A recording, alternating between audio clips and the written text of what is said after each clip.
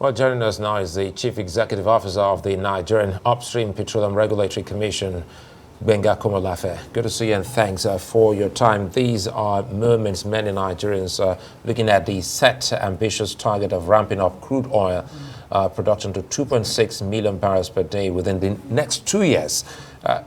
What are the key factors that will drive this achievement? Yeah, thank you very much. Let me, before answering your question, let me start from the point of view that the motivation for that initiative arose out of the fact that, yes, as a regulator, the NUPRC were concerned about the need to optimize the nation's abundant hydrocarbon resources. We recognize that Nigeria has one of the lowest production to reserve ratio. You know, we are, as a nation, we are proud of 37.5 proven reserve, billion barrels, proven reserve of crude, and 209 TCF of gas. So we are very much well endowed in terms of proven reserve. So, but our current production both in oil and gas, and you look at that ratio, for us as NUPRC, we consider that as not acceptable and that the nation can do better. Besides, in terms of the CAPEX to reserve ratio, equally, we suffer one of the lowest within the OPEC countries and other oil-producing jurisdictions. So, but we recognize that we can do better. We look at the whole industry, that is the value chain in the industry. And one thing we recognize is that each of the segments within the value chain of the upstream oil and gas operates in silo. For instance, you know, within the upstream, across the value chain, you have different players. You have the alley facilities, services provider, you have the rig services providers. By the way, I should say that currently we boast of about 38 active rigs in place, but we know we can equally do better.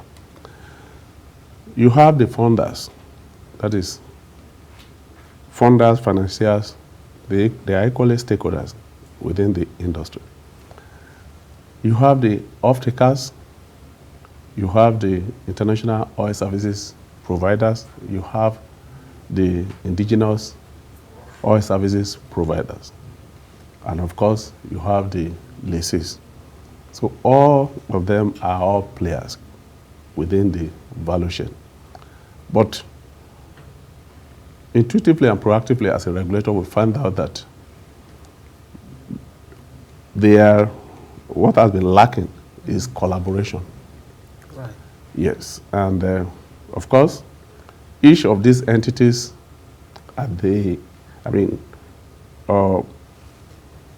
exists as independent company with their P&L. But for us as a regulator, we recognize that if we could leverage the power of collaboration, that put all the entities together, leverage synergy, collaboration, and of course the willpower that we can turn around. That is our fortune in terms of optimizing our production. So on the basis of that, we came up with the initiative that is tagged Project 1 million barrels of oil incremental. That is incremental above our current production. Which stands around 1.7 yes, million barrels per day. Is it 1.7? What exactly are what's the exact figure? Yes, currently, yeah.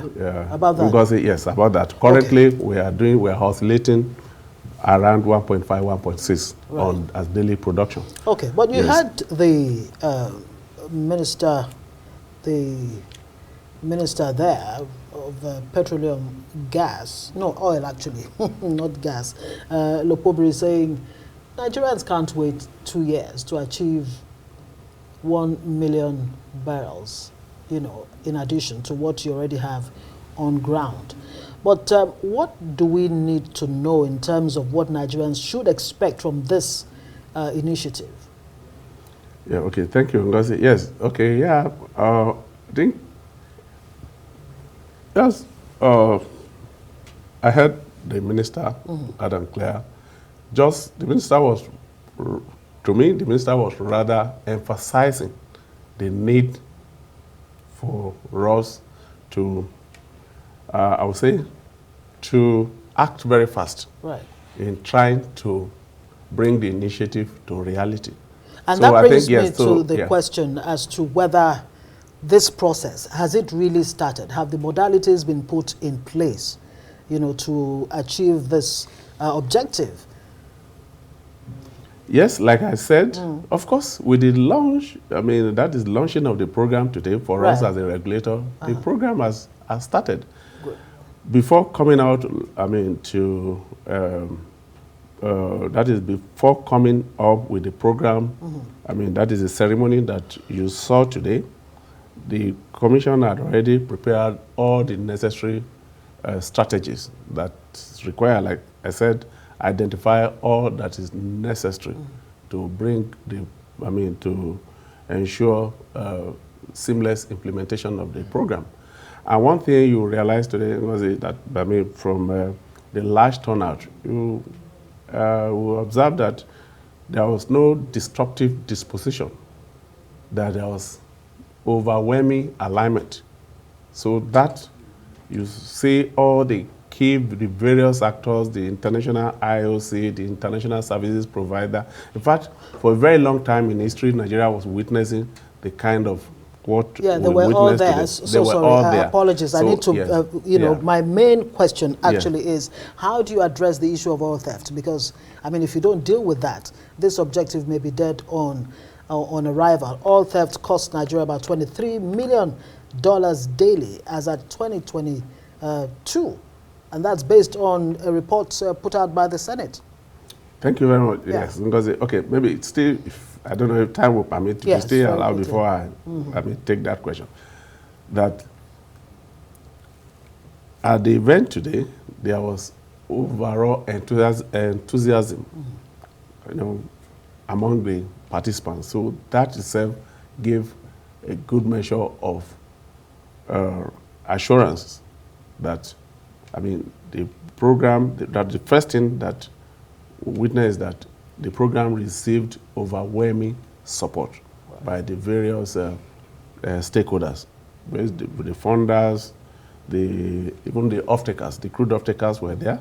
They were represented as the notable off-takers. So it's across the different value chain were present. Like I said, that it's, I mean, possibly the first time that we are witnessing that kind of, I mean, initiative. So that gave us a good measure of assurance as to I mean, that is the potential for successful implementation of the program. Yes. On this. Now you're talking about potential. Yeah. Given the immense potential of this project, yes. What do you see it giving to Nigeria and other oil-producing nations in the next 5 years in terms of gains to our country, communities, oil-producing communities, and others? Thank you very much. But let me quickly take the last question raised by Ngozi in terms of how we intend to hedge against the domestic challenges that we're witnessing that could possibly negatively impact smooth or successful implementation of the program, like issue of crude oil theft you're talking about. If you observe, part of the stakeholders that were invited, I mean, the Chief of Staff personally, and I mean, kudos to him. He personally attended, I mean, the event where he gave a speech. I mean, that is giving full support of the Navy and the General Security Forces and even other service chiefs were equally represented.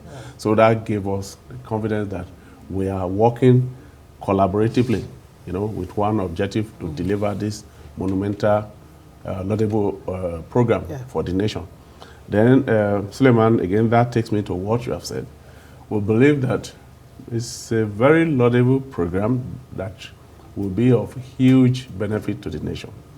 Don't forget that oil still remains maybe the highest forest and earner, for the nation, and that again the government statutory take from oil in terms of taxes and royalty from oil is a function directly of the volume of production.